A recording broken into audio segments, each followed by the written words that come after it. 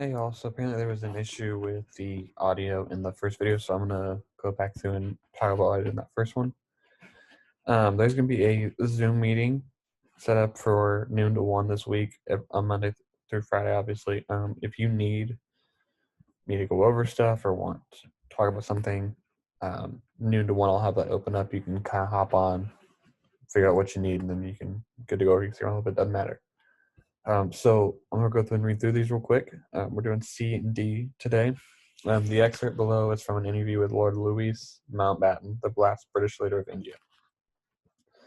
The interview was recorded over 20 years after the partition of India. The excerpt presents Mountbatten's views on Muhammad Ali Jinnah, who died somewhat suddenly of tuberculosis on September 11th, 1948.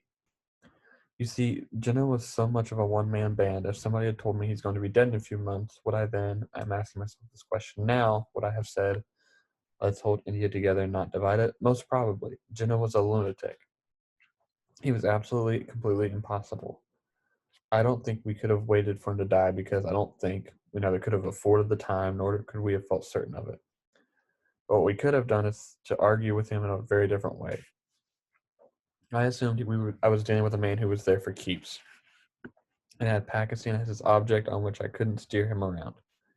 If, in fact, we suppose for a moment that Jinnah had died literally before the transfer of power, I believe the Indian Congress would have been so relieved that their arch enemy was dead, it would have been dealing on a basis where Congress would have been prepared to give up much more, and the other Muslim leaders would have been ready to accept that.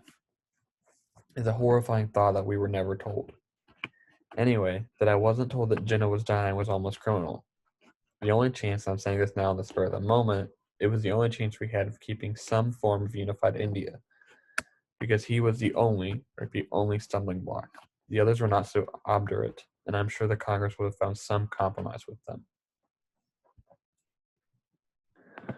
Document D here. Stanley Wolpert is an American historian specializing in Indian history. The following excerpt is from the introduction of Wolpert's book, Shameful Flight, The Last Years of the British Empire in India, published in 2006, in which he expresses his views on India's partition.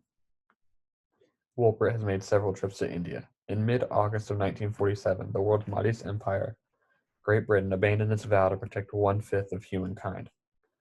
Prime Minister Clement Attlee and his cabinet gave Mountbatten until June of 1948 to try and facilitate agreement between the major competing political parties of leaders of India to work together within a single federation. But adrenaline-charged Mountbatten scuttled that last best hope of the British Imperial Raj to leave India a single independent government, deciding instead to divide British India into fragmented dominions of India and Pakistan. The hastily and ineptly drawn lines of partition of North India's two great provinces, Punjab and Bengal, slashed through their multicultural heartlands. The tragedy of partition and its more than a half-century legacy of hatred, fear, and communal conflict might well have been avoided or at least mitigated. But for the arrogance and ignorance of a handful of British and Indian leaders, those 10 additional months of post-war talks, aborted by an impatient Mountbatten, might have helped all parties to agree that cooperation was much wiser than conflict, dialogue more sensible than division, words easier to cope with and pay for than perpetual warfare. And then I'll go through and read through the questions for you real quick.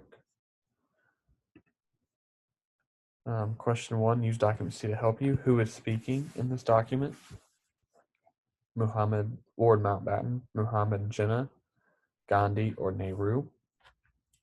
Document C again. When was this document written and why is that important? Question 3 is also using document C.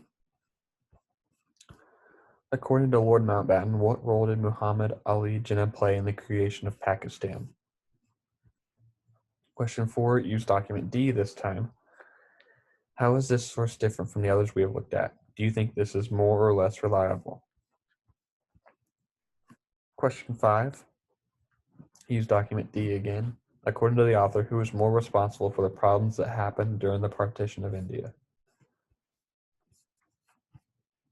All right, and then those are the questions for today. If you guys have any questions, let me know. Other than that, I will see you all tomorrow.